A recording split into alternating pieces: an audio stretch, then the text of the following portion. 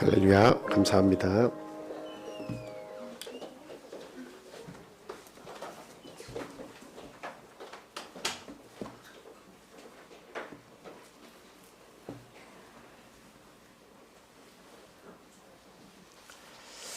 예수 그리스도 이름으로 하나님 말씀 전하겠습니다.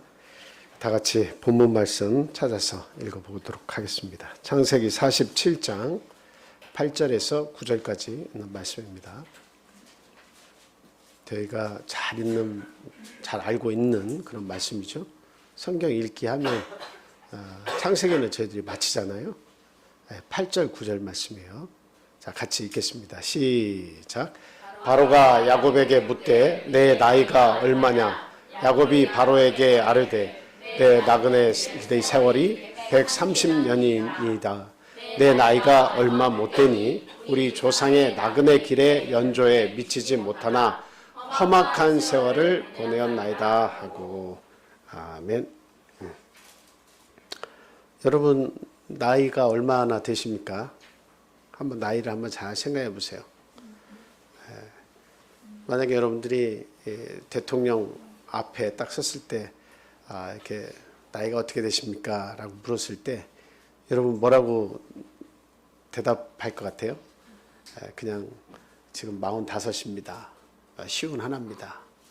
또 60이 이제 막 넘었습니다. 이렇게 뭐 얘기할 수 있는 거잖아요. 그죠? 그냥 내 나이를 그냥 얘기하면 되는 거예요. 그런데 이 야곱에게 바로가 이제 나이를 묻죠. 그 야곱이 오게 된 경위는 아마 창세기를 앞에 부분부터 쭉 읽어보신 분은 다 아시죠. 이 요셉이 그 아라비아 상인에게 형들이 팔아가지고 노예로 가서 살다가 결국에는 애굽에서 총리가 됐죠. 그리고 7년 동안에 어때요?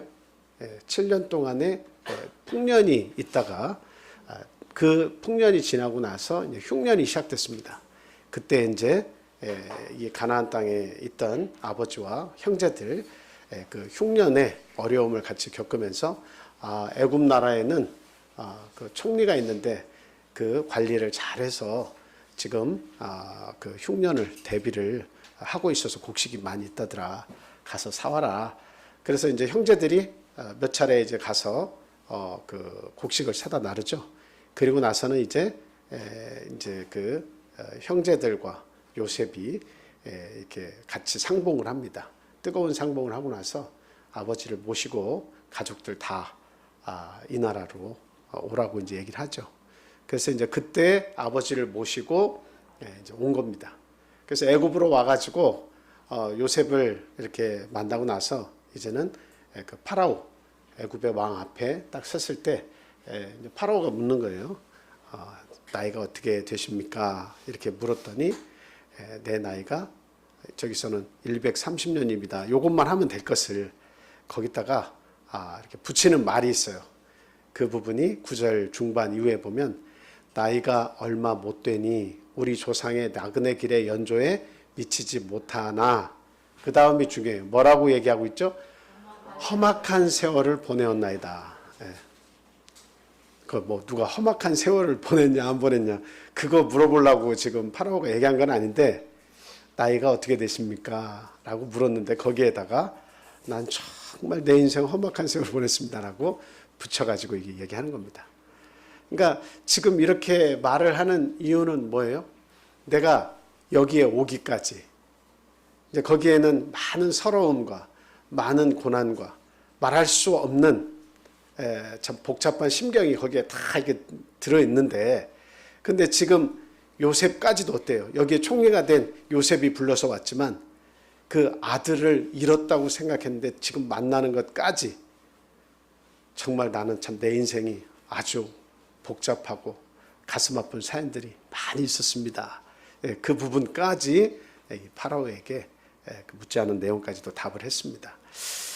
참 이런 내용을 우리가 생각해 볼 때 인생이라는 것은 과연 어떤 것일까 생각을 해보게 됩니다. 그 야곱만 저런 것인가? 아니면 오늘날 내가 내 인생을 돌아봤을 때 나도 참 나그네 세월 사는 건 똑같은데 내 인생이 참 험악한 세월을 보냈다. 이거 내가 과거사 이야기 주머니를 딱 열어가지고 말하기 시작하면 내 가슴이 먹먹해지고 그리고 참 말할 수 없는 그런 고통의 순간순간들이 다시 떠오르는 것 같다. 이렇게 말씀하실 분들이 많이 있을 것 같습니다. 그리고 아직 젊은 세대들은 잘 모르겠지만 나이를 점점 먹어가면서 어때요? 그런 체험들을 하죠. 겪지 말아야 할 일들, 안 겪었으면 좋은 일들이죠. 그리고 우리 가족에게 임하는 이런 고통의 순간들, 참 안 일어나면 좋겠지만 그런 일들이 또 일어날 수가 있습니다. 그리고 뭐 사기를 당한다든가 누군가에게 속아가지고 참 여러 가지 고난을 이렇게 경험한 일들, 그리고 누군가에게 애매히 고난을 받아서 여러 가지 눈물을 흘리고 밤잠을 못 이뤘던 그러한 일들, 이런 것들도 많이 있습니다. 그리고 내가 잘못된 선택으로 인해서 겪게 된 많은 일들, 이런 것들을 우리가 하나하나 이렇게 생각해 보면 내 인생도 그렇게 평탄한 것만은 같지 않다. 이런 것들을 우리가 고백을 할 수가 있을 것입니다. 물론 내 인생은 참 평탄해. 지금까지 참 평탄해. 너무 감사해. 이렇게 말씀을 하실 수가 있다면 그보다 더 좋은 일은 없겠죠. 그렇죠? 그리고 우리가 좀 더 나아가서 신앙인으로서 내가 그 많은 고난을 겪었지만 그 고난을 겪은 것을 나는 고난이라고 생각 안 해. 오히려 그 고난이 나를 더 성장하게 만들고 성숙하게 만들고 내 신앙을 더 높은 곳으로 올려줬어. 이렇게 또 고백을 할 수도 있는 겁니다. 얼마나 아름답습니까? 그러나 지금 야곱의 심경은 지금 그 모든 겪은 일들을 보고 요셉을 다시 만났을 때에 그 심경이라고 하는 것이 이게 참 이루어질 듯 말 듯 하다 이루어지고 이루어질 듯 말 듯 하다 이루어지고 가슴이 아파서 이게 끝인가 보다, 이게 고통의 순간이 언제나 멈추려나 하다가 또 이루어지고 했기 때문에 그 많은 일들을 회상을 해보니까 이 나그네 길 속에 내가 겪은 이 삶은 참으로 험악했다라고 말하지 않을 수가 없었다라고 하는 겁니다. 과연 성경에서는 우리 보편적인 인간의 삶에 대해서 뭐라고 얘기하고 있는지 우리 같이 찾아보겠습니다. 전도서 1장 8절 말씀 보겠습니다. 같이 읽겠습니다. 시작. 모든 만물이 피곤하다는 것을 사람이 말로 다 말할 수는 없나니 눈은 보아도 족함이 없고 귀는 들어도 가득 차지 아니하도다. 아멘. 이 말씀이 정말 구구절절이 다 맞죠. 모든 만물이 피곤하다는 것을 사람이 말로 다 말할 수 없나니. 사람이 아무리 편한 일을 해도 아이고 편하다 하는 사람은 별로 없어요. 물론 그런 사람도 뭐 없지 않아 있을 수 있죠. 아이고 편하다, 아이고 즐겁다 이렇게 살아가는 사람도 있죠. 네, 물론 있습니다. 아무 걱정 없이 살아가는 사람도 물론 많이 있어요. 흥청망청 막 놀아가면서 내 인생을 즐겨도 재물도 부족함이 없고 눈에도 뭐든 막 다 보면 어때요? 다 가질 수 있고 내가 누리고자 하는 것은 뭐든지 다 이렇게 행할 수 있는 그런 사람도 있어요. 그러나 그 사람들도 마음속 깊이 들어가 보면 어때요? 다 피곤하다. 이렇게 즐겁게 노는 것도 피곤하다. 날마다 술을 마시며 날마다 흥을 돋구면서 음악을 하고 여러 가지 내가 좋은 것을 찾아다녀도 참 피곤하구나. 사람 자체가 피곤하다는 이 고백은 누구라도 다 비슷하다 이런 생각이 듭니다. 그래서 그 피곤하다는 것은 사람이 말로 다 할 수 없을 정도다. 그래서 아주 유명한 배우들도 사람들의 인기를 먹고 사는데 그 사람들이 나를 외면하는 것 같고 거기에 인터넷으로 악플을 막 달아가지고 안 좋은 이야기들이 올라오면 자살 충동을 막 느끼면서 이제 사람들이 나를 떠났구나 이런 생각을 하면 괴로운 거죠. 그래서 그런 고난을, 그 피곤하고 말 못할 그 고민, 이런 것들이 말로 다 할 수 없는 겁니다. 그리고 눈은 보아도 족함이 없고 귀는 들어도 가득 차지 아니한다. 그러니까 참 그냥 우리 안에서 다고 나한테 달라 하는 것 뿐이죠. 재물도 더 나에게 더 줘라 하는 것이고, 나에게 생명도 이 좋은 세상을 두고 떠나려니 너무나 안타까우니까 나의 생명도 더 연장해달라, 좀 더 살게 해달라 하는 것이고, 무엇이든지 다 사랑도 나한테 더 달라 하는 거 아니겠습니까? 참 인생이 피곤한 겁니다. 자, 10편 90편 10절에는 또 뭐라고 모세가 이야기하는지 보겠습니다. 자, 같이 읽겠습니다. 시작. 우리의 연수가 70이요 강건하면 80이라도 그 연수의 자랑은 수고와 슬픔뿐이요 신속히 가니 우리가 날아가나이다. 아멘. 우리 임 집사님 연세가 어떻게 되세요?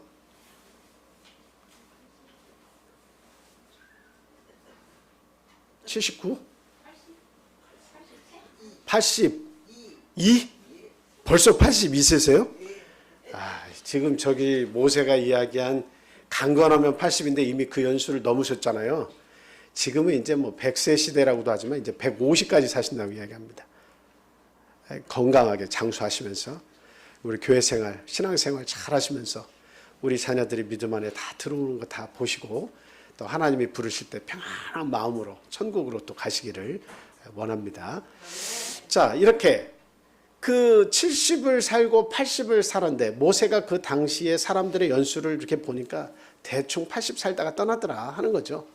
그런데 그 연수의 자랑이 무엇일까? 그동안 살은 것이 뭐 내가 이렇게 살았다라고 하는 내용들이 그게 특징이 뭘까라고 생각을 해봤더니 뭐밖에 없어요? 수고와 슬픔뿐이더라 라고 하는 겁니다.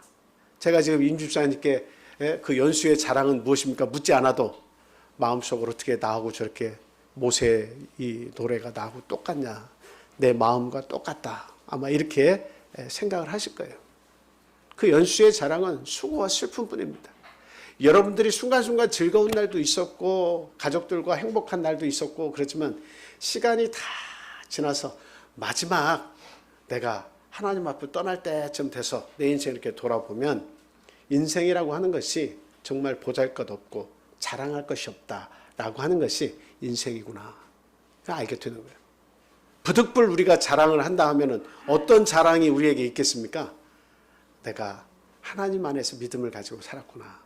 이게 나의 큰 자랑인 겁니다. 이거 빼놓고는 별로 자랑할 것이 없어요. 건강? 지금 막 건강 자랑하지만 그 건강 조금만 시간 지나면 다 가라앉아 버리는 거예요. 건강 다 떠나요. 그리고 내가 지금 자랑할 수 있는 뭐 이렇게 자랑할 만한 뭔가 이 특기도 있죠. 달란트가 있죠.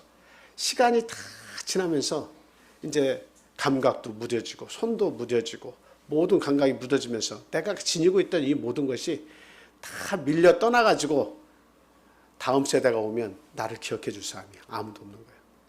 그래서 제가 한 번은 이 팸프렛을 이렇게 공부를 하면서 이렇게 공부를 지금 하잖아요.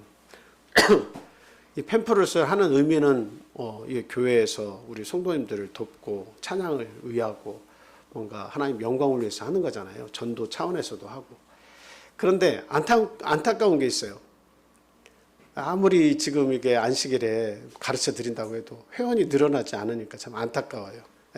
그래서 이렇게 나 혼자만 이렇게 열심히 해가지고 이게 그 무슨 의미가 있을까 이런 생각을 해본 때가 있었어요. 물론 이게 하나님을 위해서 하고 전도 차원에서 앞으로도 전도 차원에서 여기 군산시에는 지부가 없기 때문에 그 지부를 제가 만들어서 이제 하려고 그래요.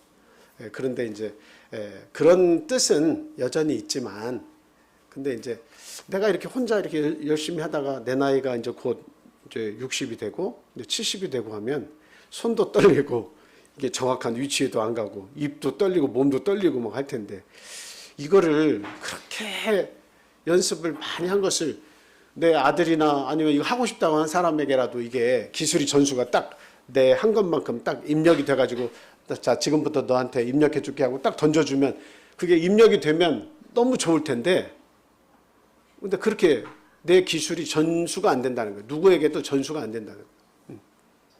무슨 칩이 있어가지고 제 이 달란트 내용이 딱 칩을 꽂으면 그게 머리로든 뭐로든 딱 전달이 돼가지고 그분에게도 이런 능력이 가면 좋겠는데 그게 안 되는 거예요.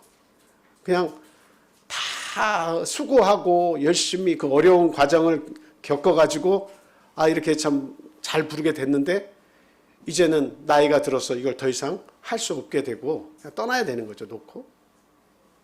그래서 참 그런 생각을 해보면 참 이것도 잘 불렀다 하는 것도 별것이 아니구나. 하나님을 위해서 하는 것, 그 부분은 자랑이 될지라도 그 외에 나의 기술, 나의 달란트, 내가 특별히 가지고 있던 재능 같은 거, 이게 다 시간이 지나고 나면 다 아무것도 아닙니다. 그리고 인생이라고 하는 것은 내일 일을 자랑할 수가 없다라고 하는 겁니다. 잠언 27장 1절에 보면, 찾지 마세요. 잠언 27장 1절에 보면 너희는 내일 일을 자랑하지 말라. 하루 동안에 무슨 일이 일어날는지 아무도 알지 못한다. 이렇게 얘기하고 있어요. 그러니까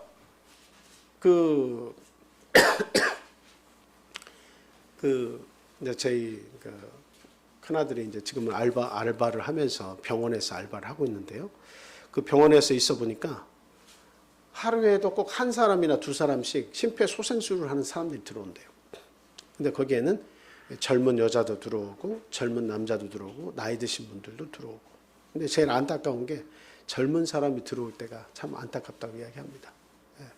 그리고 이틀 전인가는 40이 넘은 그 여자분이 들어왔는데 그 같이 사는 남자한테 다투다가 칼을 세 곳인가를 맞아가지고 목이랑 가슴하고 이 배 쪽하고 세 곳을 칼로 찔림을 받아가지고 심폐소생술을 막 하면서 들어왔는데 바로 사망을 했다고 그런 얘기를 들었어요.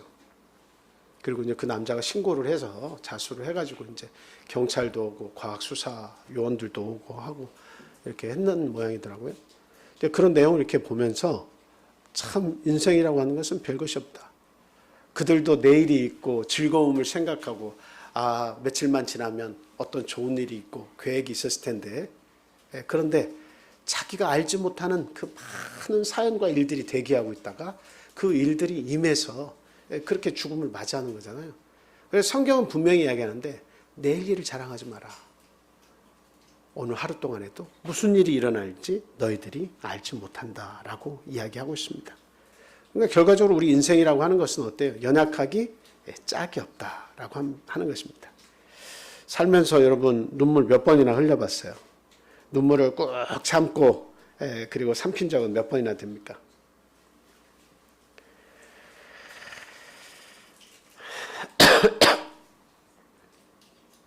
지금까지 살아온 세월을 돌이켜보고 우리가 할 수 있는 말이라고 하는 것은 신앙이 없는 사람들은 이제 참 순탄하게 살았다 이렇게 하고서 갈 수 있으면 너무 좋겠습니다만 그러나 대부분의 인생은 참 힘들게 살았다 이렇게 고백을 할 수밖에 없습니다. 우리 믿는 사람들도 어때요? 야곱처럼 하고 싶은 말들이 많을 거예요. 나이만 물었지만 나이에 더해서 내가 하고 싶은 말들이 몇 개 더 있습니다 하면서 내가 겪었던 많은 수고로움과 번뇌, 고통 그런 순간들을 얘기하고 싶을 거예요. 나는 이런 인생 살았습니다. 왜 이리도 내 인생은 모질고 고통스러운지 모르겠습니다. 응? 이렇게 고백할 사람들이 의외로 많이 있을 거예요. 야곱이라고 하는 이 삶은 오늘날 우리 신앙인들을 대표한다고 보시면 됩니다. 모든 사람들의 그런 공통적인 것을 야곱이 지금 우리들에게 이야기해주고 있는 거죠. 그래서 이사야서에서도 보면 너 지렁이 같은 야곱아 이렇게까지 이야기하고 있어요. 그 지렁이 같은 야곱아 이건 뭐예요? 그냥 사람이 밟으면 꿈틀거려야 되고 얼마나 그 인생이 고통스럽고 그리고 얼마나 보잘것없는 인생이라는 것을 지금 표현하고 있습니까? 하나님이 그 인생을 발견하시지 않았다면 하나님께서 그 인생과 함께 하시지 않았다면 그 인생은 형통한 길로 갈 수가 없었던 거예요. 그래서 야곱이 참 험악한 세월을 보냈습니다라고 고백은 하고 있지만 하나님 편에 서서는 어때요? 그래도 내가 너와 함께했다. 이 이야기를 하나님 하신다는 거죠. 오늘날 저 여러분들도 오늘 이 야곱의 인생을 한번 잘 생각해 보시면서 내 인생은 어떻다고 말할 수 있을 것인가? 또 내 인생의 마지막 부분에 가서 나는 어떤 고백을 할 수 있으면 좋을까? 이것을 한번 같이 생각해 보시기 바랍니다. 자, 우리가 쭉 보면 야곱의 인생을 한번 쭉 돌아볼게요. 야곱의 어린 시절을 우리가 한번 보겠습니다. 창세기 25장 27절 28절 한번 읽어주세요.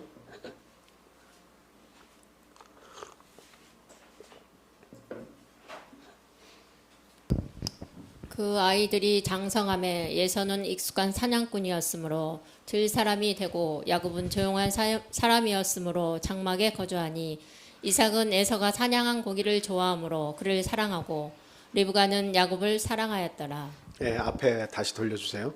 자, 여기서 이게 잘 보시면 지금 그 아이들 얘기 나오죠. 그 아이들은 쌍둥이 얘기죠. 우리 아동반도 쌍둥이 에서와 누구죠? 승재 승민이가 쌍둥이야? 에서하고 누가 쌍둥이야? 형이 에서고 동생이 누굴까?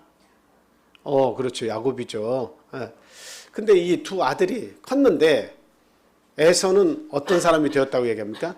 익숙한 사냥꾼이 되었다고 하고 그래서 들사람이 됐다고요. 근데 야곱은 조용한 사람이었으므로 장막에 거주했다. 자, 여기서 보면 그 어려서부터 야곱은 아버지의 사랑을 많이 받았을까요? 못 받았을까요? 아버지의 사랑을 많이 못 받고 컸습니다. 그러니까 이게 부모가 그 자식 사랑하는 게 뚜렷이 구분이 된 거예요. 큰아들은 아버지가 막 사랑하고 격려하고 힘을 막 북돋아줘가지고 막 아버지가 좋아하시니까 더욱더 막 열심히 밖으로 나가가지고 사냥을 하면서 맛있는 고기를 해드리니까 내 아들 잘한다 하면서 나의 미래는 너에게 있다. 내가 장차 너에게 하나님의 큰 축복, 장자의 축복을 해줄 거니까 이렇게 열심히 살아라 하면서 그런 격려를 받으면서 컸지만 그러나 조용한 야곱은 어때요? 아버지에게 그런 격려의 이야기들을 잘 못 받고 컸습니다. 그러나 항상 집에 남으면서 형과 대조를 이루면서 아버지는 왜 이렇게 넌 연약하냐? 왜 이렇게 너는 이런 것들을 못하냐? 하면서 이렇게 대조를 이루면서 큰 거예요. 근데 대신에 장막에 거하면서 누구와 함께하는 시간들이 많았어요? 어머니와 함께하는 시간이 많았습니다. 그래서 한 사람은 들사람이 되고 한 사람은 집사람이 됐어요. 그래, 들에 나가서 막 일하면서 전문가가 되려면 어때요? 많은 시간을 사냥에 할애를 해야 돼요. 그러니까 주로 그가 평생토록 한 일은 뭐겠습니까? 평생토록 한 일은 뭐예요? 재산을 불리고 먹고 사는 것 열심히 궁리해가지고 그 지혜롭게 참 부를 축적하면서 그 사는 일은 아주 잘한 거예요. 아주 잘한 거예요. 그런 일들은 아주 잘한 거예요. 아버지가 볼 때는 너 참 늠름하고 용감하고 세상에서 너 같은 사람들은 탄탄대로다 하면서 격려와 칭찬을 받으면서 자랐기 때문에 그게 전부인 줄 알고 막 더 열심히 산 겁니다. 그래서 들사람이 된 거예요. 전문가가 된 겁니다. 그런데 이 야곱은요, 아버지에게 격려와 사랑을 받지 못했습니다. 그래서 조용해가지고 어머니하고만 계속 있으면서 어머니 밥하는 데도 가서 도와주고 어머니가 뭐 콩 까부신다고 하면 와서 같이 하자고 하면 같이 하고 도대체 어머니와 함께 하면서 뭐 했을까요? 한번 여러분 생각해 보세요. 어머니와 함께 하면서 도대체 뭘 했을까요? 야곱은. 장막에 거하면서 하는 일이 뭐 했을 것 같아요? 공부한 거예요. 그것도 뭔 말씀 공부한 거예요? 내 조상에 대해서 하나님이 주신 축복에 관해서 지속적으로 이야기를 한 거예요. 너희 아버지는 누구예요? 이삭이죠. 이삭에 관한 이야기. 너희 할아버지가 너희 아버지를 글쎄 제물로 바치려고 했었는데 하나님께서 그때 목숨을 살려주시고 할아버지의 그 믿음을 보시고 그 순양이 잡혀가지고 대신 제사를 드렸단다. 그 이야기하고 또 할아버지 아브라함에 관한 그 이야기를 쭉 축복하면서 어때요? 끊임없이 반복적으로 하나님이 주신 조상 대대로의 그 축복에 관해서, 그리고 너도 하나님이 사랑하신다, 그 아버지가 주지 않은 격려를 어머니는 이 야곱을 사랑하면서 나의 곁에 머물면서 끊임없이 하나님 말씀을 듣는 이 야곱을 축복하는 마음으로 함께 해줬다 이 말이에요. 그것이 야곱에게는 격려고 힘이 된 거예요. 들사람 에서에게는 격려가 뭐예요? 아이고 너 사냥 진짜 잘한다. 네가 이렇게 음식 해주는 거, 잡아온 고기로 음식 해주는 게 난 이게 최고 맛있다. 앞으로 그렇게 열심히 살아. 이삭의 격려는 에서를 만들었고 어머니 리브가의 격려는 야곱을 만든 거예요, 결과적으로. 그래서 오늘날 이 말씀을 잘 생각해 볼 때 이 장막에 거한다고 하는 의미가 뭘까 하는 거예요. 들사람의 의미가 뭘까라고 하는 거예요. 여러분, 들사람의 의미가 뭘까요, 지금? 여러분, 들사람의 의미는 아버지와 엄마를 얼굴을 안 본다는 개념이 아닙니다. 뭐 신앙이 전혀 없다는 그런 개념이 아니에요. 그러나 뭐가 중심이 되느냐라고 하는 것을 우리가 볼 수 있어야 된다 이 말이에요. 들사람의 중심은 뭐예요? 먹고 사는 것이 중심이에요. 먹고 사는 것이 중심이에요. 그건 들사람이에요. 그러면 장막에 거했더라 하는 의미는 뭘까요? 장막에 거했다고 하는 것은 하나님의 백성으로서 하나님의 말씀에 집중하면서 살았다라고 하는 겁니다. 하나님의 말씀의 격려를 입고 살아간 사람들이 이게 야곱의 인생이에요. 야곱의 인생입니다. 그래서 그때 당시에 아버지의 눈에 볼 때는, 또 주변 사람들의 눈에 보이기에는 에서가 더 나은 삶이고 떳떳한 삶이에요, 아니면 야곱의 삶이 박수받고 더 좋은 삶이에요? 분명히 이것은 에서의 삶이 그 당시에는 보기 좋았습니다.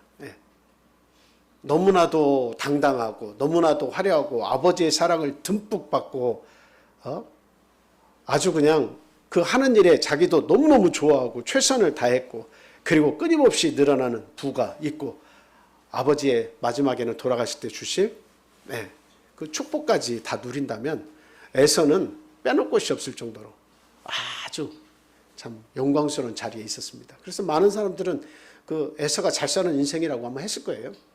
근데 성경은 쭉 보면 결국 에서는 에돔 족속의 조상이 되어서 에돔 족속은 하나님의 축복을 받는 이스라엘, 이 히브리 민족을 옆에서 깔짝깔짝대면서 고통을 주는 그런 존재가 된 겁니다. 그래서 오늘날 저와 여러분들은 어떤 사람이 되기로 마음먹고 신앙생활을 해야 됩니까? 들사람이 되어서는 안 돼요. 뿐만 아니라 나의 자녀들도 들사람으로 교육시켜서는 안 됩니다.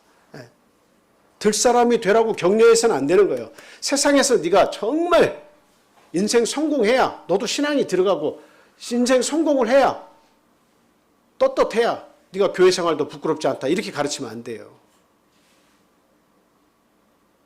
정말 신앙생활을 잘하고 하나님을 제대로 인식하고 살다 보면 하나님은 너의 계획과 네가 생각하는 방향을 더 복된 방향으로 이끌어 줄 것이다라고 이렇게 가르쳐야지, 들사람이 되도록 격려하고 이 세상에서 성공만을 가르쳐서 이 세상에서는 성공했지만 하나님의 축복, 그 장자가 받는 축복, 그것을 받지 못하도록 해서는 안 된다는 거예요.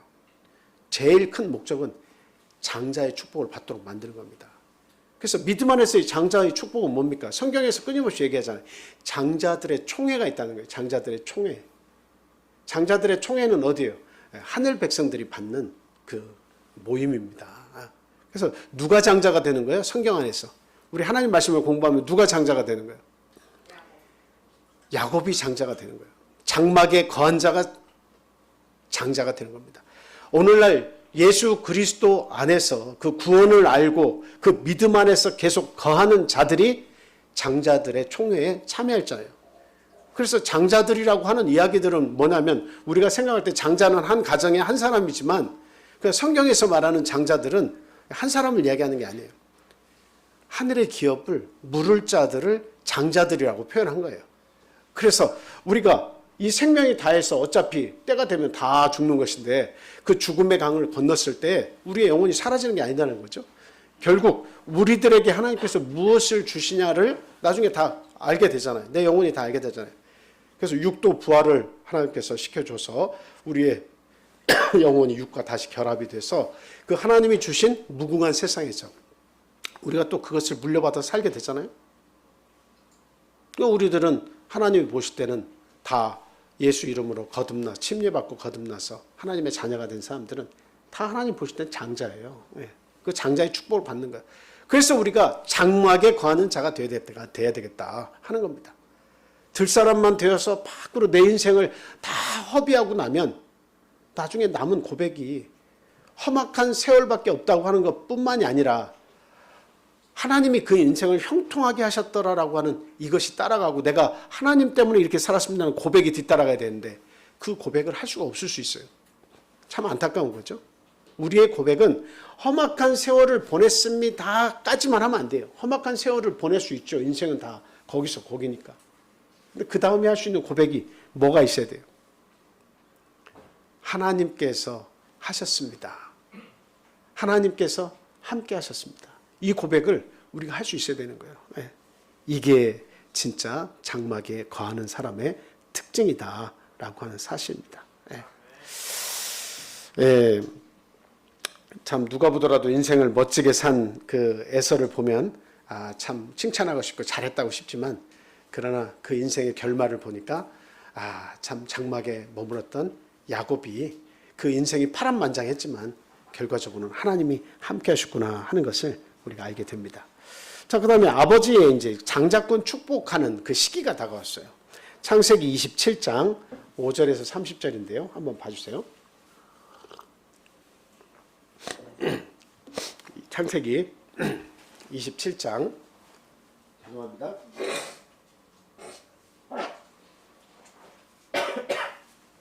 네, 27장. 자, 제가 읽어드릴게요.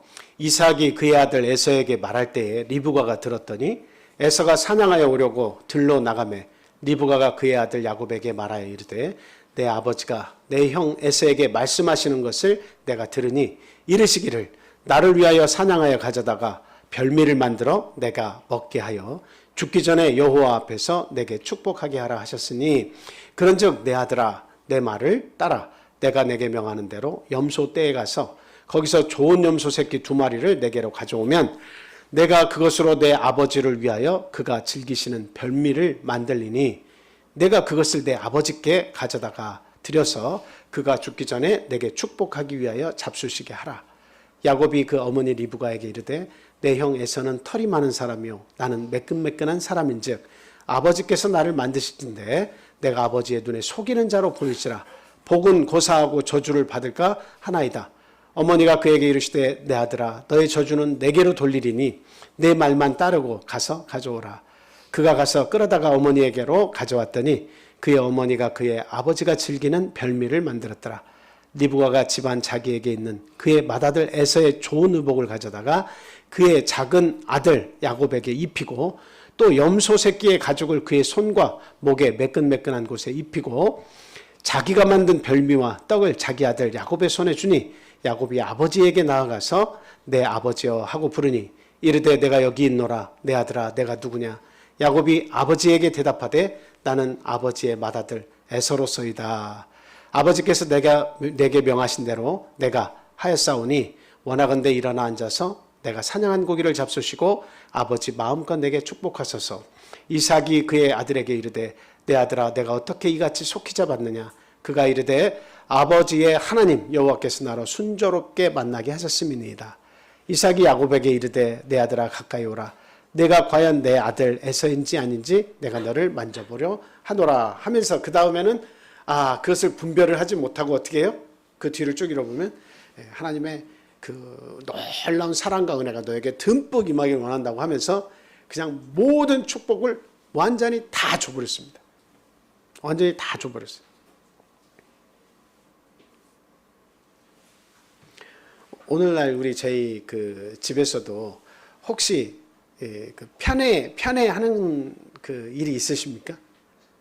자식들이 있는데 이 자식은 특별히 내 마음에 쏙 들어서 더 사랑하고 그냥 이게 참 여러 가지 문제를 제기하니까 아이고 그냥 나도 이제 더 이상 너 뒷바라지하기 어렵다 하면서 그냥 조금 거리를 두는 자식 혹시 있습니까?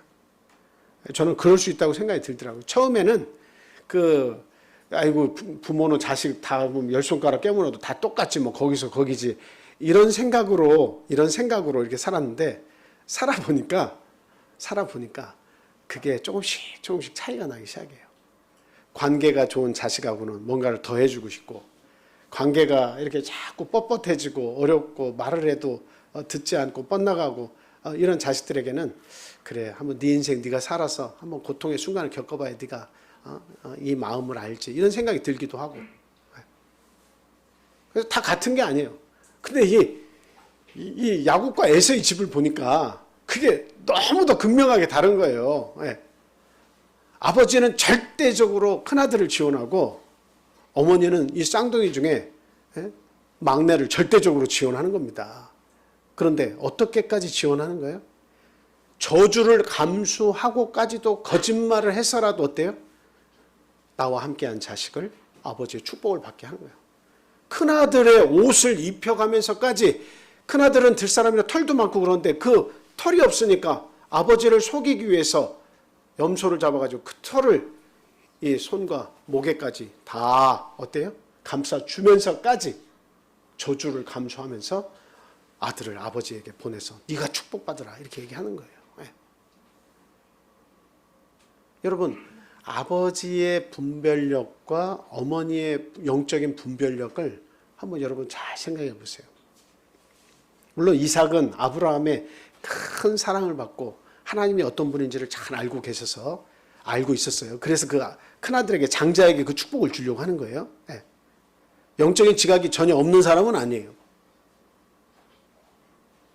아버지는 영적인 지각이 본인은 하나님의 은혜를 많이 받고 자랐지만 그 영적인 자기의 지각을 통해서 누가 받을 수 있다고 생각한 거예요? 큰아들이 받을 수 있다고 생각을 한 거예요. 그냥 저렇게 왜소하고 항상 엄마 곁에만 머물러 있는 연약한 야곱보다는 이 축복은 장자 에서가 받아야 한다고 생각한 거예요. 근데 어머니는 완전히 달랐어요. 어머니도 믿음이 아주 좋은 사람이에요, 리브가도. 근데 리브가는 절대적으로 큰아들은 안 된다는 거죠. 큰아들은 안 된다는 거예요. 저런 성격 가지고 저런 삶을 사는 에서에게는 하나님의 이 놀라운 축복이 장자의 축복이 가서는 안 된다는 거예요. 어떻게 보면 당연한 권리이기 때문에 어머니도 아버지에게 따라야 돼요. 당연한 권리이기 때문에. 그런데 당연한 권리이지만 에서에게 가는 것은 결단코 반대한 어머니가 무슨 이유가 있었겠느냐라고 하는 겁니다. 그래서 오로지 그 인생의 목표가 하나님께 있지 않고 들에가 있었기 때문에 리브가는 그것을 너무도 잘 알고 있었어요. 그래서 하나님의 축복을 받을 만한 똑같은 사랑을 가지고 정말 공평하게 재었을 때 보니까 야곱이 더 낫더라는 겁니다. 하나님의 축복을 받으려면 야곱이 더 낫더라는 거예요. 야곱이 받아야 한다는 거예요. 그래서 목숨 걸고 아버지의 그 남편의 뜻을 거역하면서 그 일을 감행을 한 거예요. 그 거짓으로. 참 이거는 있을 수 없는 일이 아니겠습니까? 당연한 장자의 권리고 에서가 받아야 하는 축복임에도 불구하고 왜 어머니가 그걸 막겠어요? 근데 막을 만한 그런 것이 어머니의 눈에는 보였어요. 아버지 눈에는 보이지 않았어요. 나이가 들면서 끊임없이 이 이삭도 이게 뭐 변질이 됐다고 그러지만 분별력이 떨어졌다 이렇게 보시면 됩니다. 그러니까 어머니가 더 예리한 관찰력으로 하나님의 축복은 야곱에게 이것을 주장하고 그렇게 진행을 해서 그것이 성취가 되었다라고 하는 겁니다. 그래서 야곱은요 하나님의 사랑을 제대로 받지 못했어요. 누구예요? 그 아버지의 그 사랑을 제대로 받지 못했어요. 그래서 축복이 장자의 축복이라고 하는 것은 그것은 상상도 못해요. 쌍둥이지만 훔쳐서라도 어떻게 해볼까 했지만 대안이 하나도 없었어요. 그런데 그와 같은 순간에 누가 함께 하셨어요? 결국 하나님이 함께 하신 겁니다. 성경에서 분명히 이야기하고 있는 사실은 뭐예요? 에서가 장자의 자기의 그 명분을 소홀히 여겼더라 이렇게 얘기하고 있어요. 팥죽 한 그릇에 팔았잖아요. 그죠? 네. 그래서 우리가 알아야 되는 것은 어떠한 불리한 환경에서도 누가 함께 일하고 계신다는 거 알아야 돼요. 하나님의 사람, 우리 장막에 거하는 사람들에게는 하나님이 함께 일하고 계시다라고 하는 사실을 분명히 알아야 됩니다. 자, 창세기 27장 30절에서 40절 말씀입니다. 이삭이 야곱에게 축복하기를 마침에 야곱이 그의 아버지 이삭 앞에서 나가자 곧 그의 형 에서가 사냥하여 돌아온지라 그가 별미를 만들어 아버지에게로 가지고 와서 이르되 아버지여 일어나서 아들이 사냥한 고기를 잡수시고 마음껏 내게 축복하소서. 그의 아버지 이삭이 그에게 이르되 너는 누구냐? 그가 대답하되 나는 아버지의 아들 곧 아버지의 맏아들 에서로소이다. 이삭이 심히 크게 떨며 이르되 그러면 사냥한 고기를 내게 가져온 자가 누구냐? 내가 오기 전에 내가 다 먹고 그를 위하여 축복하였은즉 그가 반드시 복을 받을 것이니라. 에서가 그의 아버지의 말을 듣고 소리내어 울며 아버지에게 이르되 내 아버지여 내게 축복하소서. 내게도 그리하소서. 이삭이 이르되 내 아우가 와서 속여 내 복을 빼앗았도다. 에서가 이르되 그의 이름을 야곱이라 함이 합당하지 아니하니이까 그가 나를 속임이 이것이 두 번째니이다. 전에는 나의 장자의 명분을 빼앗고 이제는 내 복을 빼앗았나이다. 또 이르되 아버지께서 나를 위하여 빌 복을 남기지 아니하셨나이까. 이삭이 에서에게 대답하여 이르되 내가 그를 너의 주로 세우고 그의 모든 형제를 내가 그에게 종으로 주었으며 곡식과 포도주를 그에게 주었으니 내 아들아 내가 내게 무엇을 할 수 있으랴. 에서가 아버지에게 이르되 내 아버지여 아버지가 빌 복이 이 하나뿐이니까 내 아버지여 내게 축복하소서. 내게도 그리하소서 하고 소리를 높여 우니 그 아버지 이삭이 그에게 대답하여 이르되 내 주소는 땅의 기름짐에서 멀고 내리는 하늘 이슬에서 멀 것이며 너는 칼을 믿고 생활하겠고 내 아우를 섬길 것이며 내가 매임을 벗을 때에는 그 멍에를 내 목에서 떨쳐버리려 했더라. 그러니까 이 멍에가 언제까지 간다는 거예요. 그 황량한 삶이 그 주소가 그 하늘에 이슬이 내려지지도 않는 그 황량한 땅에서 그렇게 살아갈 것이라고 하는 그 축복. 네 아우가 너의 주인이 되고 형제들이 다 야곱의 종이 될 것인데 그 후손이 그런 축복을 지금 야곱이 이렇게 받았어. 근데 너에게 줄 것은 아무것도 없어라고 아버지가 얘기하는 거 아닙니까? 네가 거처하는 곳은 황량한 곳이에요. 이슬도 잘 내리지 않는 곳이에요. 너는 칼만 믿고 살아갈 거예요. 그게 들사람이 되었던 에서에게 아버지가 주셨다기보다는 하나님께서 주신 결정입니다. 이것은 아버지가 주고 싶었던 거 정반대를 준 거잖아요. 그리고 우리가 알 수 있는 것은 얼마만큼 에서를 사랑했는지 아버지의 사랑이 여기 사실 나오는 거예요. 뭐냐면 남기는 축복이 하나도 없을 정도로 누구에게 다 주겠다고 마음먹은 거예요. 맏아들에게 다 장자에게 축복을 주겠다고 지금 마음을 먹고 다 쏟아 부은 거예요. 그 축복은 하나님의 축복은 번복할 수가 없어요. 근데 만약에 저것을 장자에게 그대로 줬다면 누구에게 돌아올 축복은 없는 거예요? 야곱에게 돌아올 축복은 없는 거예요. 없는 거예요. 그런데 이룰 수 없는 일이고 할 수도 없고 감히 상상도 못할 일이었지만 하나님께서 그 어머니를 통해서 일을 하시는 거죠. 결과적으로 이 놀라운 축복이 누구에게 들어온 거예요? 장막에 거한 자에게 들어왔다라고 하는 거예요. 그래서 오늘날 우리가 분명히 생각해야 돼요. 아버지의 그 장자권 축복은 누구에게로 돌아가느냐라고 하는 거예요. 아무리 내가 누군가에게 주고 싶다고 해서 그 마음만 가지고 되는 일이 아니라는 거예요. 어디에 거하는 자에게 가게 돼 있어요? 이건 하나의 원리예요. 장막에 거하는 들사람이 된 사람에게는 하나님의 축복이 장자권이 안 가요. 집사람 장막에 거해서 하나님의 말씀을 사모하고 그것을 끊임없이 듣고 교육받은 자들에게 결과적으로는 그 은혜가 돌아간다는 이야기입니다. 그래서 우리가 신앙생활하고 이 교회를 중심으로 하나님 중심으로 예수 그리스도 십자가 중심으로 말씀과 기도 중심으로 살아가야 하는 이유가 바로 그거예요. 장막에서 살아야 된다. 오늘날 이 장막은 거기서는 그 집을 얘기하지만 그 집에서 어머니를 통해서 교육받고 하나님의 말씀을 전수받은 것을 이야기하지만 오늘날의 이 장막의 개념은 바로 하나님이 주신 성도들의 모임인 이 교회를 이야기하고 있습니다. 교회 중심으로 살아야 돼요. 네. 교회 중심으로 살게 되면 그나마 계속 어때요? 우리의 거룩함이 유지가 됩니다. 안식일마다 와서 씻어지는 거예요. 씻어지는 체험이 있어요. 내 허물과 나의 죄악과 나의 부족함이 이 안식일에 와가지고 다 희석이 돼서 깨끗이 예수 그리스도의 은혜 가운데서 깨끗이 씻어지는 거예요. 얼마나 이 은혜가 감사한 거예요. 또 하나님의 말씀을 붙잡고 가서 또 한 주를 믿음으로 살려고 애를 쓰잖아요. 때가 묻더라도 그렇게 또 도전하면서 살잖아요. 그 반복을 통해서 안식일을 징검다리 삼아서 결국 우리의 부족함과 지렁이 같은 야곱과 같은 삶을 우리가 살았다 할지라도 하나님의 긍휼히 여기심을 받아서 우리가 영원한 안식에 들어가게 되는 거예요. 내가 잘나서 나에게 어떤 특출한 능력이 있어서 내가 남보다 더 나은 것이 많아서 하나님 나라에 들어가는 것이 아니라 지렁이 같이 보잘것없는 삶을 살았지만 자랑할 것이 하나도 없는 삶을 살았지만 하나님이 함께 하셨기 때문에 내가 하늘나라 들어가는 거예요. 하나님의 공로와 은혜가 이렇게 크다는 것을 우리가 인정을 해야 됩니다. 그래서 우리는 장자의 축복권을 소홀히 여겨서는 안 된다. 장자들의 총회라고 하는 이 말씀은 하나님 나라에 들어갈 물과 성령으로 거듭나서 하나님 백성이 된 사람들이 이야기하고 있는 거예요. 더 축소시켜 이야기하면 침례받고 하나님의 백성이 된 사람들이에요.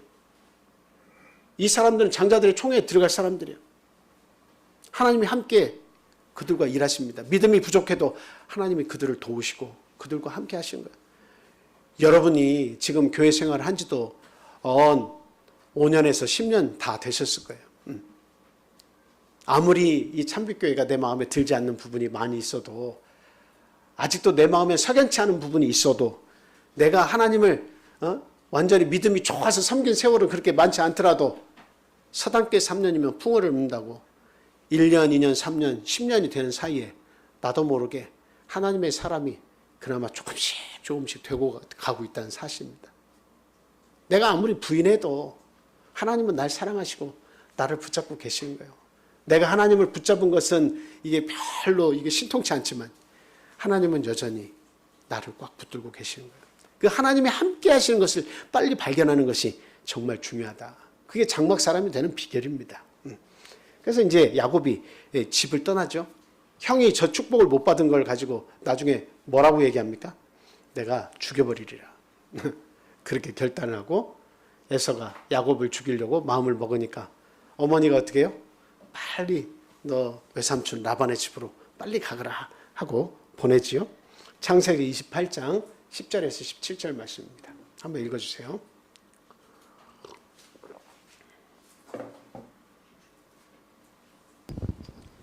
야곱이 브엘세바에서 떠나 하란으로 향하여 가더니 한 곳에 이르러는 해가 진지라. 거기서 유숙하려고 그곳에 한 돌을 가져다가 베개로 삼고 거기에 누워 자더니 꿈에 본즉 사닥다리가 땅 위에 서 있는데 그 꼭대기가 하늘에 닿았고 또 본즉 하나님의 사자들이 그 위에서 오르락내리락 하고 또 본즉 여호와께서 그 위에 서서 이르시되 나는 여호와니 너의 조부 아브라함의 하나님이요 이삭의 하나님이라. 내가 누워있는 땅을 내가 너와 내 자손에게 주리니 내 자손이 땅의 띠끌같이 되어 내가 서쪽과 동쪽과 북쪽과 남쪽으로 퍼져나갈지며 땅의 모든 족속이 너와 내 자손으로 말미암아 복을 받으리라. 내가 너와 함께 있어 내가 어디로 가든지 너를 지키며 너를 이끌어 이 땅으로 돌아오게 할지라. 내가 내게 허락한 것을 다 이루기까지 너를 떠나지 아니하리라 하신지라. 야곱이 잠이 깨어 이르되 여호와께서 과연 여기 계시거늘 내가 알지 못하였도다. 이에 두려워하여 이르되 두렵도다 이곳이여 이것은 다름 아닌 하나님의 집이요 이는 하늘의 문이로다 하고. 아멘. 여기가 베델이에요. 베델. 하나님이 계신 곳. 하나님이 계신 집이라는 베델이라는 곳입니다. 근데 이 베델에 가서 도망가는 중에 베델에 딱 이르러서 돌베개를 하고서 이제 밖에서 자는 거죠. 유숙하는 거죠. 조심해야 되는 게 뭐예요? 이때 조심해야 되는 게. 입 돌아가는 거 조심해야 돼. 돌베개 베고 자면 안 돼. 차가운 거. 이게 볼에 이렇게 오래 대고 있으면 감각이 없다가 나중에 입이 돌아가면 큰일 납니다. 지금 저기에서 그 중요한 문장이 하나 나왔는데 하나님 말씀 가운데 뭐가 있어요? 여기에 하나님이 계신지 알지 못했다라고 이야기하면서 두렵도다 이곳이요. 이렇게 얘기하잖아요. 실제로 하나님이 여기까지 계시는 것을 야곱은 알지 못했습니다. 그러니까 하나님 얘기는 어머니에게 많이 들었어요. 아버지에게도 들었어요. 온 천지에 하나님 같은 신은 없다고 들었어요. 근데 자기가 고통받아서 떠났는데 이 지역까지 하나님이 나와 함께 하시면서 따라오실 줄은 상상도 못한 거예요. 그냥 나 혼자 처량하고 쓸쓸하고 형이 나를 잡아 죽이려고 하니까 내 목숨을 부지하기 위해서 내가 도망가야 된다. 어떻게 살지? 그것만 지금 걱정하고 있는 거예요. 그런데 꿈에 사닥다리가 쫙 펼쳐지면서 하늘에 닿는데 천사들이 오르락내리락하고 거기에서 하나님께서 나타나 주셔가지고 동서남북 너의 후손들이 완전히 펼쳐지게 내가 지켜주겠다. 너에게 그와 같은 놀라운 축복을, 이 땅을 너에게 축복으로 주겠다. 그리고 네가 무사히 돌아올 때까지 내가 너를 지켜주고 함께하겠다. 그런 약속을 해 주셨습니다. 지금 도망가는 신세고 아버지와 어떻게 보면 아버지가 이제 갔다 오면 살아계시지 안 살아계실지도 모르잖아요. 지금 돌아가시죠. 축복했기 때문에. 그리고 형이 날 죽이려고 하니까 이 집으로 언제 돌아올 것인가 그 생각을 하면 가슴이 메어지는 겁니다. 네. 근데 거기서 하나님께서 보여주신 것은 아주 새로운 삶을 살도록 힘을 주신 격려의 말씀인 거예요. 그것을 보고 거기에서 약속을 하죠.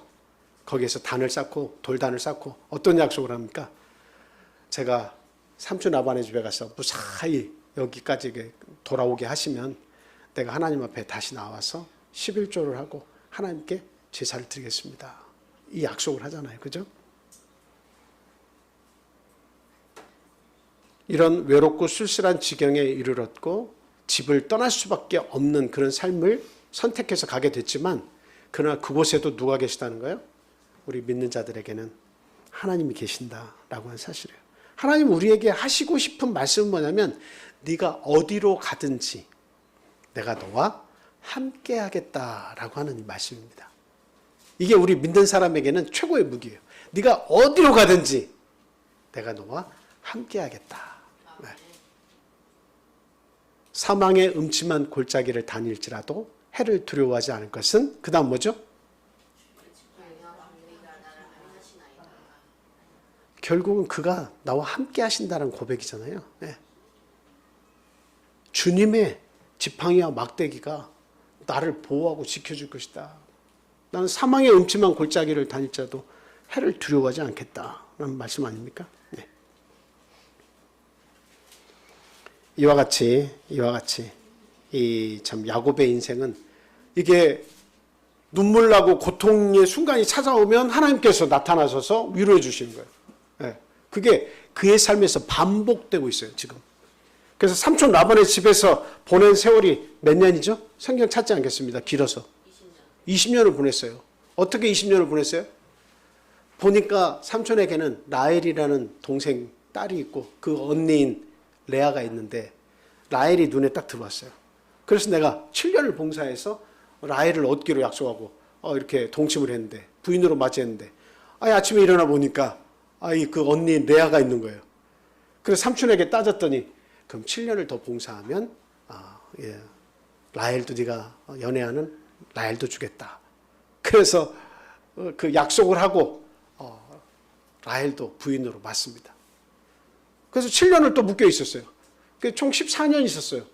그리고 나서 삼촌이 무슨 궁리를 계속 하면서 6년 동안을 계속 붙잡으면서 품삯을 주겠다고 한 걸 안 주고 주겠다고 한 걸 안 주고 하면서 6년의 세월이 흘러갔습니다.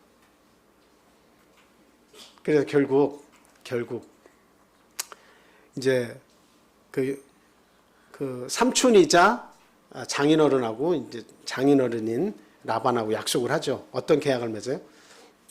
아롱진 양, 점 있는 거 이런 것이 나면은 이건 다 제 것으로 하고 깨끗한 것이 나면 다 삼촌께로 돌리겠습니다.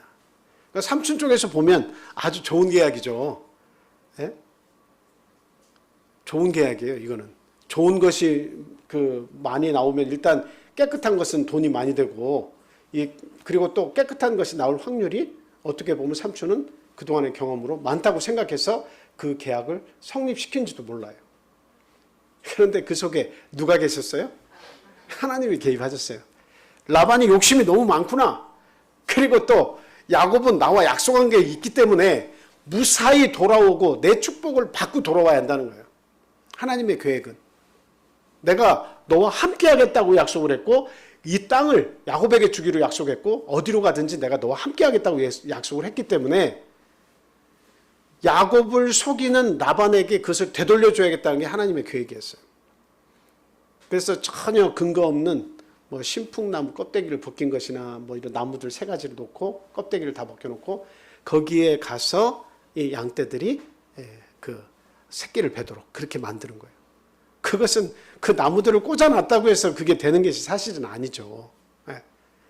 하나님의 계획이신 거예요. 그거를 그 나무 가죽을 벗긴 것을 봤다고 해서 잉태될 때 아롱진 양이 나온다는 것은 이거는 참 너무나도 이게 참 신비스럽고 놀라운 거잖아요. 마치 하나님께서 진흙을 이겨서 침을 뱉어가지고 눈에 바르신 것과 똑같은 이야기입니다. 무슨 말씀인지 알죠? 그렇게 안 하셔도 나을 수 있지만 그렇게 정말 특별한 행동을 취하셔서 실로암 못에 가서 씻으라 해서 그 나은 거예요. 순종하면 낫는 겁니다. 남들은 이게 뭐 근거가 있는 거야? 따져가지고 하면은 하나님의 일은 자기가 하나님보다 더 높고 힘이 크면 모르지만 인생이 아무것도 아닌데 하나님께 따져서 자기가 그것이 더 옳다고 우겨봐야 그게 무슨 소용이겠어요? 우리는 하나님과 비교 불가인데. 그래서 하나님이 하시는 모든 일은 일단 순종하고 하면 거기에 하나님이 의미를 부여해 주시는 거예요. 그래서 결국에는 부자가 됐습니다. 부자가 됐어요. 그 말은 뭐예요? 빨리 내려오라는 겁니다. 너에게 이 정도의 부도 주었고 내가 너를 아버지께로 형에게로 돌아가도 충분하다고 내가 생각한다. 내가 그걸 만들어줬으니까 너는 이제 빨리 돌아오라는 거예요. 그래도 안 돌아오고 그 삼촌이 붙잡고 있으니까 뭐 안 돌아오고 있으니까 하나님께서 나타나셔가지고 꿈에 나타나셔서 빨리 내려오라고 얘기를 하신 거예요. 그래서 이제 불이 나게 야반 도주하는 것처럼 밤에 삼촌 라반이 잠들었을 때 장인어른이 잠들었을 때 그 두 딸들을 데리고 그 자식들을 데리고 이제 도망을 나온 겁니다. 이 삶을 우리가 보면 20년의 세월을 삼촌에게 묶여 있어가지고 그냥 얼마나 집에 오매불만 가고 싶었겠습니까? 그리고 형과의 그 어려운 문제를 어쨌든지 해결을 빨리 해야 된다고 생각은 안 했겠습니까? 그런데 빈손으로 돌아갈 수 없었어요. 형의 마음을 살려면 가축들이 많이 있어서 형에게 참 이렇게 드려야 될 그런 내용들이 많이 있어야 된다 이 말입니다. 그래서 이 20년의 세월 동안에 참으로 외로움과의 싸움이었지만 결국 누가 계심으로써 승리자가 됐어요. 하나님이 야곱과 함께 하심으로 인해서 그 인생에 기쁨과 환희가 찾아왔다라고 하는 겁니다. 드디어 야복강가에 이르렀죠. 누구와 씨름했어요? 하나님의 천사, 하나님의 현현이죠. 천사와 씨름했습니다. 하나님과 씨름을 했어요. 그런데 지금 자기가 그 야복강을 넘어가지 못한 이유는 뭐예요? 첫째가 뭐예요? 에서가 두려워서 내가 죽을까 봐. 근데 그 두려운 곳에, 내가 죽을까 봐 두려운 곳에 한 때, 두 때, 세 때에서 이렇게 보냈죠. 그런데 한 때를 치면 어떻게 하라는 거예요? 한 때를 치면 나머지는 돌아오라는 거예요. 자기는 죽을까 봐 막 덜덜 떨면서 그 못 건너간 강을 자기의 부인과 가족들을 이렇게 보내가지고 한 때가 쳐서 죽임을 당하면 돌아오라는 겁니다. 그 죽음의 사지에 다 몰아놓고 자기는 못 건너가고 있는 거예요. 근데 누가 나타나신 거예요? 하나님께서 또 나타나신 거예요. 해결할 수 없고 정말 두려운 상황이 되니까 하나님께서 나타나셔서 네가 해결해. 이 문제는 네 문제지 레아나 라헬의 문제가 아니잖아. 근데 왜 그 죽음의 사지에 네 부인들을 먼저 보내서 왜 그들로 하여금 해결하려고 하느냐. 사지에 네가 들어가야지. 그래서 하나님께서 나타나셔서 씨름을 막 합니다. 근데 하나님께서 환도뼈를 탁 찢어서 여기 이 허벅다리에 있는 그 중요한 이 몸을 지탱하는 뼈를 탁 찢어서 이 뼈가 이게 딱 맞아 떨어져야 된다. 위골이 되어버렸어요. 탈골이 된 거예요. 그러니까 어쩔 수 없이 이 발은 붙어 있기는 하지만 근육도 있고 살도 있으니까 붙어 있기는 하지만 어때? 뼈가 빠졌어. 오늘날 참 접고론 있으면 좋은데 없으니까 어때? 이렇게 쩔뚝쩔뚝하면서 절면서 간 거야. 근데 하나님께서 주신 이름이 있어요. 이제는 야곱이라 하지 말고 너를 이스라엘이라 하겠다. 승리자라 하겠다라고 이름을 주신 거예요. 그러니까 야곱이 거기에서 믿음이 확 들어가가지고 죽으면 죽으리이다 하고 가족들을 저 뒤로 미루고 자기가 맨 앞으로 다시 나갑니다. 그래서 맨 앞에 나가는데 저 말씀을 여러 번 드렸잖아요. 에서는 이제 400명을 데리고 오니까 그냥 막 이제 그동안에 쌓인 분노 그리고 내가 이 집안을 거느리면서 많은 사람들을 거느리면서 기다린 이유가 뭐예요? 20년 동안 일을 갈면서 기다린 것은 야곱이 온다 했을 때에 내가 본때를 보여주리라 이거 하나 목표 가지고 산 사람이에요. 아버지의 그 하나님의 놀라운 축복을 내가 받지 못했다는 것이 장자임에도 불구하고 장자의 축복을 받지 못했다는 그 서름을 내가 반드시 돌려주리라 대갚아주겠다고 하고 생각하고 막 달려오는 거예요. 그런데 이게 막 뺀질거리는 야곱을 생각하고 내가 다가가서 어떻게 막 한 대라도 쳐박아줘야지 하고 오는데 그냥 쩔룩쩔룩 하면서 오는 거예요. 그리고 그 안에서 절을 하고 오고 또 쩔룩쩔룩 하면서 또 절을 하고 오고 저기에서 오는데 계속 그게 반복되는 게 보이는 거예요. 그러니까 오자마자 어떻게 해요? 그냥 덜커덕 안아주죠. 덜커덕 안아줍니다. 아니 따지기라도 해야지. 20년 동안의 그 서름과 그 자기가 받은 수모 그걸 갚아줘야지 일부라도 너 이놈아 너 그럴 수가 있느냐라고 하면서 막 따져야 되는데 그게 아니고 그냥 덜컥 안아주는 거예요. 그러니까 왜 그런 거예요? 그리고 더군다나 이 재물들은 다 형님을 위해서 제가 준비한 겁니다. 형님 제가 잘못했습니다. 야 이거 나한테 돌리지 마라. 네가 먹고 살아야지. 서로 그런 이야기를 주고받잖아요. 하나님께서 함께 하셨기 때문에 그렇게 하신 거예요. 네. 하나님께서 환도뼈를 치신 이유는 야곱이 연약해가지고 야곱이 자신감이 없으니까 뭐 환도뼈를 쳐서 어떻게 해보자고 치신 게 아니에요. 환도뼈를 치신 이유는 뭐예요? 도망가지 못하도록 한 거예요. 그리고 그 문제를 해결할 수 있는 그 상황을 만들어주신 거예요. 그 문제를 해결할 수 있는 상황을 만들어주신 거예요. 그래서 뺀질거리게 나타나서 의기양양하게 당당하게 형님 접니다 라고 하면 어떻게 해요? 아마 칼은 안 맞았어도 몽둥이 찜질을 당했을 겁니다. 그런데 이게 쩔룩쩔룩하면서 오니까 20년 만에 만난 이 동생이 쌍둥이인데 더군다나 그렇게 이렇게 위골이 된 상태에서 쩔룩쩔룩하면서 자기한테 절을 하면서 오니까 막 분노 게이지 이 지수가 어떻게 돼요? 한순간에 쫙 내려가면서 불쌍히 여기는 마음으로 바뀐 거예요. 하나님께서 하신 거예요. 하나님께서 하신 거라고. 어떻게 20년 동안의 원수요, 20년 동안의 그 고통을 가지고 있던 형이 어떻게 그 동생을 한순간에 용서할 수 있겠습니까? 어떤 변명도 듣지 않고 그냥 그 모습 하나만 보고 어떻게 그 분노 게이지가 0으로 딱 바뀔 수가 있어요? 오히려 더 마이너스로 쭉 내려가가지고 더 긍휼히 여기는 마음이 어떻게 그 한순간에 들 수 있겠어요? 누가 하셨다고요? 야곱이 한 게 아닙니다. 야곱은 한 게 아무것도 없어요. 오직 하나님이 하셨다라고 하는 겁니다. 왜? 하나님이 약속하셨으니까. 그리고 이제 세겜 땅 사건도 마찬가지죠. 세겜에서 야곱의 딸 디나가 그런 모욕을 당한 그런 일이 있었습니다. 그래서 거기 있는 사람들을 할례를 해야 우리는 통혼이 가능하다 하고 남자들을 다 할례받고 고통 중에 있을 때 다 죽여버렸어요. 야곱이 그때 죽는 심경이었어요. 이제 큰일 났다.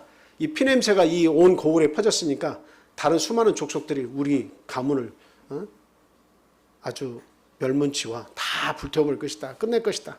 이렇게 생각하고 두려움에 떨었어요. 근데 하나님께서 그들에게 두려운 마음을 주셔가지고 오히려 야곱의 집 조심해. 야곱의 가문을 조심해야 돼. 이렇게 두려움을 주셔가지고 감히 야곱을 칠 수가 없었다라고 하는 거죠. 그들이 발행하였으나 하나님이 그 사면 고울들로 크게 두려워하게 하신 고로 야곱의 아들들을 추격하는 자가 없었더라. 라고 얘기하고 있습니다. 그래서 결국 이제 그 우여곡절을 계속 만나서 마음이 막 서늘하고 죽었다라고 했을 때마다 하나님이 해결해 주시고 하나님이 해결해 주시고 하나님이 해결해 주셨어요. 그리고 이제 17세 때에 잃어버린 요셉이 있었죠.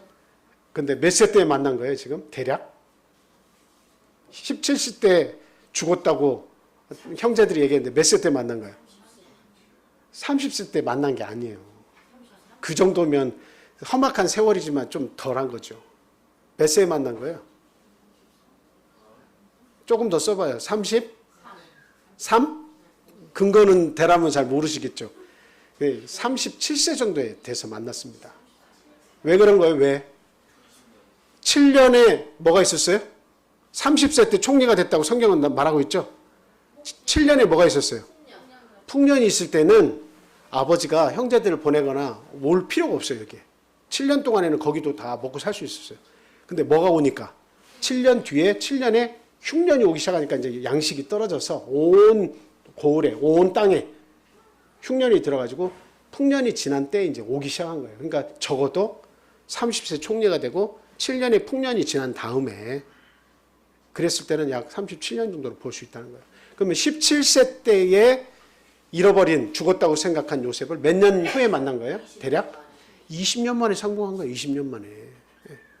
그러니 그 인생을 회고해 볼 때 네 나이가 몇이뇨? 당신의 나이가 몇입니까? 라고 파라오 이집트의 왕이 물어봤을 때 그냥 내 나이가 130세입니다. 이렇게만 얘기하고 끝날 것이 아니라 내 인생 참 복잡했습니다. 나그네 세월을 보냈는데 참 험악한 세월을 보냈습니다라고 회고하지 않을 수 없었던 거죠. 어린 시절부터 해서 자기의 삶이 파노라마 같이 다 주마등처럼 지나가면서 내 인생이 고통스럽습니다. 험악한 세월을 보냈습니다. 그렇게 고백하는 거예요. 근데 그 뒤에 했으면 더 좋았을 뻔한 이야기가 있어요. 그게 뭡니까? 하나님이 나와 함께 하셨습니다. 험악한 세월을 보냈지만 하나님이 함께 하셨습니다. 그때마다 험악한 세월 속에서 하나님이 함께 하셨습니다. 이 고백이 있었더라면 더 좋았을 뻔했어요. 오늘날 여러분들에게 이 고백이 같이 있기를 원합니다. 험악한 세월은 누구라도 다 경험하면서 살 수밖에 없는 일이지만 그러나 그 속에서 하나님이 함께 하셨고 하나님의 인도가 있었습니다. 오늘도 하나님의 은혜 가운데서 잘 살고 있습니다. 이런 고백하실 수 있는 저와 여러분 되시기를 예수님의 이름으로 축원을 드립니다. 자, 기도하겠습니다. 할렐루야. 거룩하신 하나님 감사합니다. 오늘까지의 모든 일들 속에 하나님의 은혜가 아니라면 어떻게 저희들이 여기에 바로 설 수 있었을까 생각이 듭니다. 우리의 연약함과 우리의 부족함과 그리고 지렁이 같은 이런 참 보잘것없는 인생임에도 불구하고 우리를 사랑하시고 우리를 위해 십자가를 대신 져주시고 우리에게 모든 능력과 하늘의 기업을 주신 하나님 정말 진심으로 감사와 찬송과 영광을 돌립니다. 하나님 아버지 우리가 살아가는 동안 우리가 만나는 모든 괴로움과 역경 그 모든 어떤 험난한 그런 여정이 있다 할지라도 하나님의 우리와 함께 하심을 절대적으로 잊지 않게 하여 주옵소서. 온전히 하나님이 우리와 함께 하실 때에 우리의 믿음과 우리의 가정이 우리 그리스도 안에서 그 평안한 마음을 지켜주실 것 저희들 분명히 믿습니다. 하나님 담대한 믿음을 허락해 주시옵소서. 하나님 중심, 교회 중심의 삶을 살도록 장막에 거하는 자들이 다 될 수 있도록 주님 도와주시고 장차 장자들의 총회에 한 사람도 빠짐없이 다 들어가서 하나님이 계획하신 모든 놀라운 기업들을 다 받아 누릴 수 있도록 하나님 은혜 베풀어 주시옵소서. 이 시간 함께하지 못한 우리 사랑하는 가족들 어디에 있든지 하나님이 안식일을 기억하게 하시고 우리가 받는 이 동일한 은혜 속에 거할 수 있도록 하나님 은혜 베풀어 주시옵소서. 특별히 연로하신 우리의 부모님, 믿음의 부모님, 아직 믿음을 갖지 않은 부모님, 그리고 우리의 자녀 세대들 정말 그 영혼들을 불쌍히 여겨주시고 하나님 믿음 부어주셔서 구원해 주시옵소서. 하나님 또한 그 여러 가지 건강과 여러 가지 정신적인 고통이 혹 있는 우리 성도님들이 있습니까? 그 마음을 헤아려 주시고 영육 간의 강건함을 허락해 주셔서 하나님의 은혜 가운데 거하고 그 하나님을 찬양하는 믿음 허락해 주시기를 간절히 소원합니다. 한 주 동안 우리가 또 세상에 나아가서 살 때에 하나님 말씀 중심에 꼭 붙잡고 하나님의 순종하는 마음으로 이 세상과 싸워 승리할 수 있도록 하나님 지켜 보호하여 주시옵소서. 다시 만날 때까지 하나님의 은혜를 사모하며 사는 저희 모든 참빛교회 성도들이 되기를 바라며 예수님의 이름으로 감사하며 기도합니다. 아멘. 네, 찬송 하시겠습니다. 433장입니다.